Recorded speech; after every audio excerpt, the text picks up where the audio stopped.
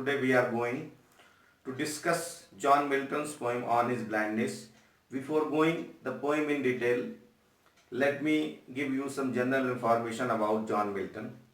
जैसा कि हम सब लोग जानते हैं कि कालिदास को संस्कृत भाषा का महान कवि एवं नाटककार कहा जाता है। विलियम शेक्सपियर को अंग्रेजी साहित्य का महान कवि और नाटककार कहा जाता है। इसीलिए हम मेटाफोरिकल वे में कह सकते हैं कि Kalidas is the Shakespeare of India. ठीक इसी तरह सूरदास जी हिंदी भाषा के महान कवि हैं जो अंधे थे, और जॉन मिल्टन अंग्रेजी साहित्य के महान कवि हैं, वे भी अंधे थे। इसीलिए मेटाफोरिकल वे में हम कह सकते हैं Surdas is the Milton of India. John Milton wrote 18 sonnets and 2 epic, Paradise Lost and Paradise Regained. Milton had an unshakable faith in the God and his ways of justification. But his blindness shakes his faith, and in the present poem On His Blindness, he put a question to the God against the injustice done to him. On His Blindness is one of the 18 sonnets of John Milton. Sonnet is a poem of 14 lines. It has two parts, the octave and the sestet. Octave पहली 8 lines जो हैं sonnet की वो Octave कहलाती हैं, और जो last की 6 लाइंस हैं वो सस्टेट कहलाती हैं। ऑक्टेव की राइमिंग स्कीम होती है A B B A B B A, और सस्टेट की राइमिंग स्कीम होती है सी डी ई। अब हम लोग देखते हैं कि ये जो ऑन हिज ब्लाइंडनेस है ये इस फॉर्मेट पे बनी हुई है कि नहीं। On his blindness is a personal sonnet of John Milton. Sonnet हमने पहले ही जान लिया है, 14 लाइन्स पोएम है। In this poem the poet presents his mental agony.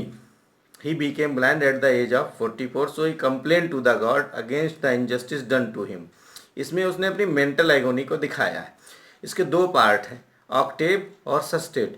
पहली 8 लाइंस जो हैं वो ऑक्टेव हैं, और जो लास्ट की 6 लाइंस हैं वो सस्टेट हैं। ऑक्टेव पार्ट को हम अगर अपने इस पोएम के हिसाब से देखें तो इसको हम कंप्लेन सेक्शन कह सकते हैं, जिसमें वो कंप्लेन करता है, कंप्लेन अबाउट हिज ब्लाइंडनेस और जो इनजस्टिस उसके साथ हुआ है उसके बारे में। और जो सस्टेट पार्ट है उसको हम रियलाइजेशन सेक्शन कह सकते हैं। रियलाइजेशन किस चीज़ का है? रियलाइजेशन ऑफ हिज मिस्टेक और ग्रेटनेस ऑफ गॉड। और इसकी जो राइमिंग स्कीम है वो सी डी ई है, जैसे ऑक्टेव की rhyming scheme A B B A है। अब इसके डिटेल स्टडी को देखते हैं। When I consider how my light is spent ere half my days in this dark world and wide, and that one talent which is death to hide lodged with me useless, though my soul more bent to serve there with my maker. First of all, let me tell you the meaning of difficult words. Consider means to think, सोचना. Light means eyesight, आँखों की ज्योति. Spent means becomes blind, अंधा हो जाना. Ere means before, पहले. Half my days, आधी उम्र से पहले. We have to keep in our mind that Milton became blind at the age of 44. Dark world and wide means dark and full of sufferings, परेशानियों और कठिनाइयों से भरा हुआ. टैलेंट मीन्स पोइटिक टैलेंट, कविता लिखने की कला. Death to hide equal to moral death. Lodged means remained, लदी रहती है. सोल मीन्स इनर कॉन्शियसनेस, अंतरात्मा. Bent means ready. इसके कॉन्टेक्स्ट में अगर हम समझ लें तो इसके हमने पहले भी बताया था कि इसको 2 पार्ट में डिवाइड किया गया है। पहला आपका कंप्लेन सेक्शन है, दूसरा आपका रियलाइजेशन सेक्शन है। तो जो पहली 8 लाइन्स है वो कंप्लेन सेक्शन की है। उसको अगर उस पूरे कंप्लेन सेक्शन का अगर हम एक कॉन्टेक्स्ट के रूप में समझें तो हम समझ लेंगे in these lines the poet presents his mental agony, his frustration and his inability to compose poems. कि इन लाइंस में कवि ने अपनी मानसिक व्यथा, अपना फ्रस्ट्रेशन और कविता ना लिख पाने की जो असमर्थता है उसको इसमें प्रस्तुत किया है. When I consider how my light is spent ere half my days in this dark world and wide, and that one talent which is death to hide lodged with me useless, though my soul more went to serve there with my maker. According to the poet, he becomes blind before his half life, and this world appears to him dark and full of difficulties. His talent to compose poem becomes useless because of his blindness, which is like his moral death, though he is ready to serve the God by his talent. कवि के अनुसार वो 44 वर्ष की उम्र में अंधा जब हो गया तो उसके लिए संसार सभी कष्टों से भरा हुआ, परेशानियों से भरा हुआ हो गया, और उसका जो एक टैलेंट था कविता लिखने का वो व्यर्थ हो गया, बेकार हो गया, क्योंकि वो अंधा हो चुका था। और ये उसकी एक मॉरल डेथ की तरह था, यद्यपि वो पोएम लिखने के लिए तैयार था। To serve therewith my maker and present my true account lest he returning child doth God exact day labor lie denied I fondly ask। इसके भी कॉन्टेक्स्ट में अगर हम देखना चाहें तो उसी तरह देख लेंगे। In these lines the poet presents his mental agony, his frustration and his inability to compose poems. The poet says that the first we should know the meaning of difficult words. Therewith means try it, maker means creator, God, account means detail of life work, lest means in order to prevent from happening, कहीं ऐसा ना हो, returning means return from earth to the court of God, भगवान के दरबार में, chide means scold, डांटना, doth means does, lie denied means blindness, fondly means foolishly.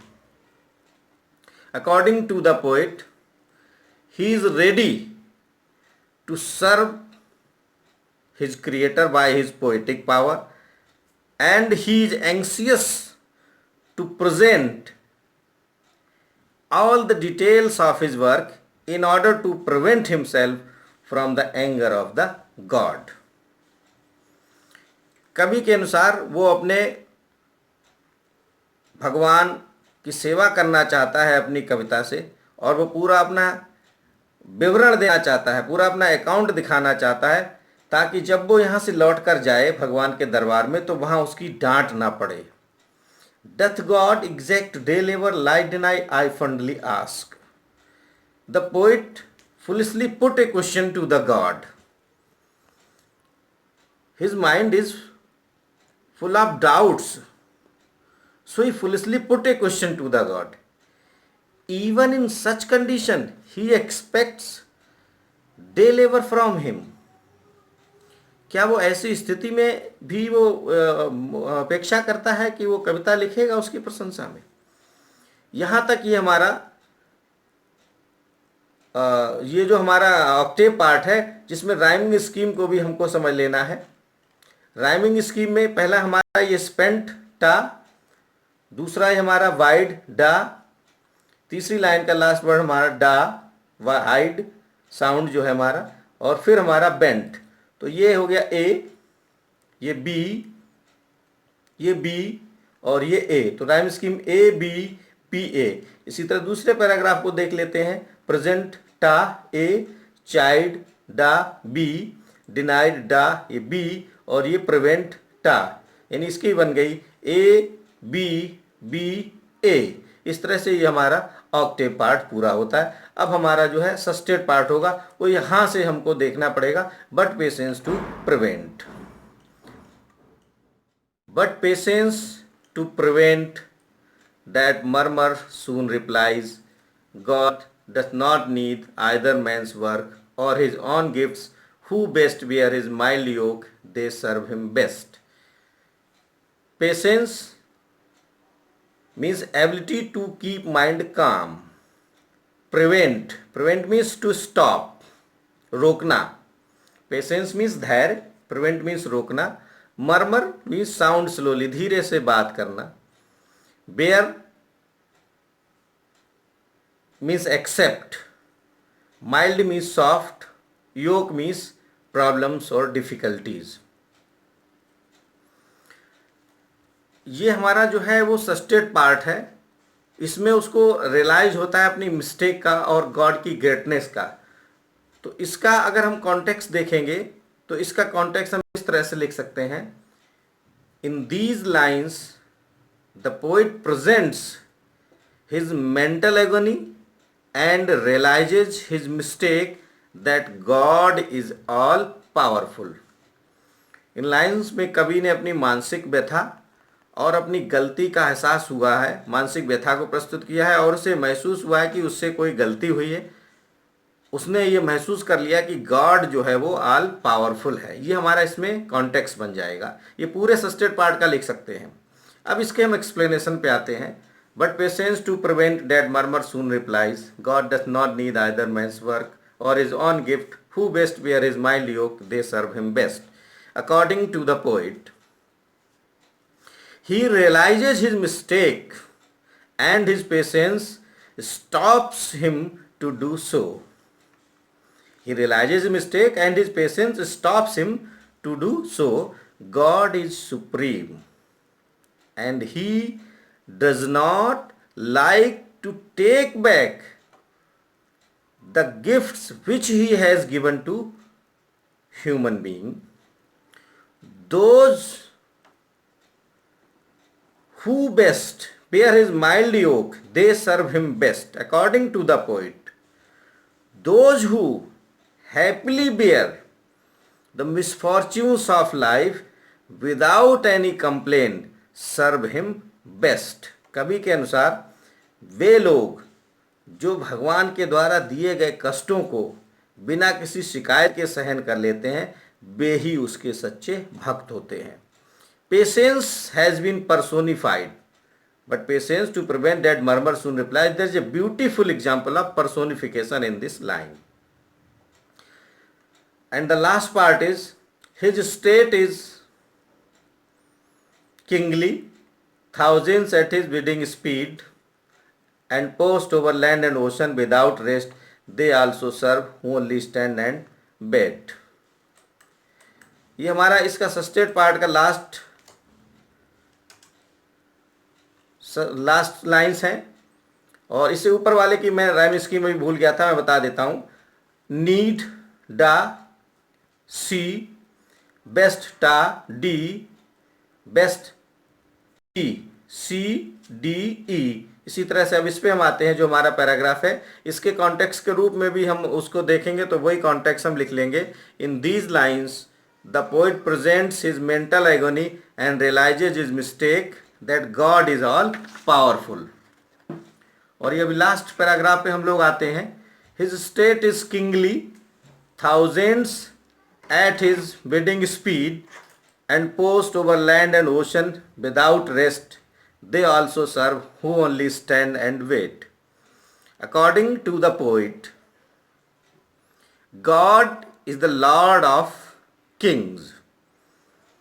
भगवान राजाओं का राजा है। He is all powerful, thousands at his bidding speed, he has thousands of his angels and post over land and ocean without rest to carry out his order without any delay at every place, whether land or ocean। According to the poet, God is all powerful, he has thousands of his angels to carry out his order without any delay at every place, whether land or ocean। They also serve who only stand and wait, the people who completely surrender themselves to the will of God also serve him best। This is the most quotable lines। बहुत ही important line है और इसको खूब coat भी किया जाता है। They also serve who only stand and wait। According to the poet, the people who completely surrender themselves to the will of God also serve him best। There is a beautiful example of metaphor in this line। His state is kingly। पूरी poem की जो rhyming scheme है उसको हम देख लें। जैसे मैंने ये कर रखा है यहाँ पर, ए बी बी ए, ये जो पहली 4 लाइन है इसकी ए बी बी ए, और फिर बीच में ए बी बी ए, ये ऑक्टेव पार्ट की हैं, हमारी 8 लाइंस में हो गई, ए बी बी ए, और अब ये सस्टेट पार्ट में हम देखते हैं इसकी सी डी ई। तो अब ये हमारे जो 14 लाइंस हुई, इसका हमें सेंट्रल आइडिया तैयार करना है। तो सेंट्रल आइडिया भी हम किस तरह से तैयार कर लें, जैसा मैंने बताया कि दो, पहला कंप्लेन सेक्शन है और दूसरा हमारा रियलाइजेशन सेक्शन है। तो उसी तरह से सेंट्रल आइडिया भी बहुत आसान हमारा बन जाएगा। On his blindness is a personal sonnet of John Milton. Here the poet presents his mental agony. He has an unshakable faith in the God, but his blindness shakes his faith, and he put question to the God. But soon he realizes his mistake and surrenders himself before the divine will. The best service to the God is to bear patiently and cheerfully all the misfortunes of life. John on his blindness John Milton की एक personal sonnet है। यहाँ पर कवि ने अपनी मानसिक व्यथा को व्यक्त किया है। उसका गॉड में अनशेकेबल फेथ था, लेकिन उसकी ब्लाइंडनेस के कारण उसने भगवान पे प्रश्न खड़ा कर दिया। लेकिन बहुत जल्दी उसको अपनी गलती का एहसास हो गया और उसने अपने आप को ईश्वरीय इच्छा के सामने समर्पित कर दिया।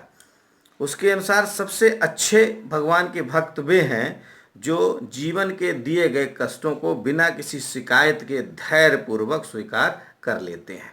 ये इसका सेंट्रल आइडिया बन जाएगा।